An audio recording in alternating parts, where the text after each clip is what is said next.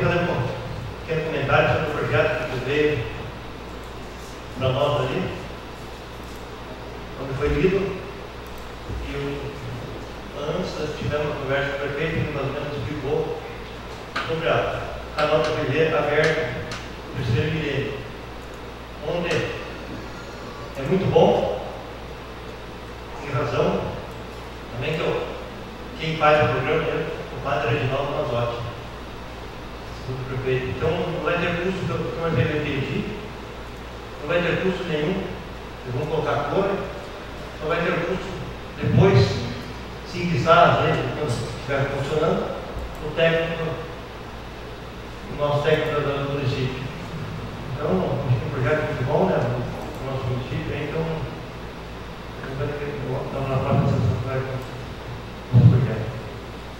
Também queria fazer um comentário sobre o meu requerimento que eu fiz sobre a semente de pastagem, onde eu fui procurado semana passada também, sobre a semente de inverno, semente de pastagem, onde os leiteiros me procuraram, que no ano passado, 2014, 2015, foi entregue muito tarde, então tem gente que não gostou da semente. Então, estou alertando com esse requerimento, porque a desculpa que o pessoal falou para mim é que por causa da licitação, demorou muito a licitação.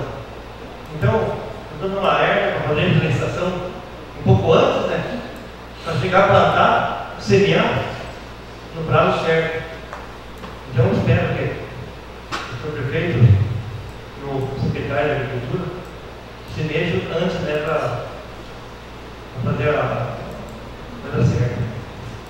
Outra indicação que eu fiz é sobre a ponte do Rio Claro, lá de Ponte de Ferro, onde todo ano estamos sempre implementando, na vereadora Nova está sempre implementando, esse também foi pedido, trocando praticamente, então não tem possibilidade mais de trocar praticamente, se não trocar urgente, é um acidente logo, está podre, está em perigo.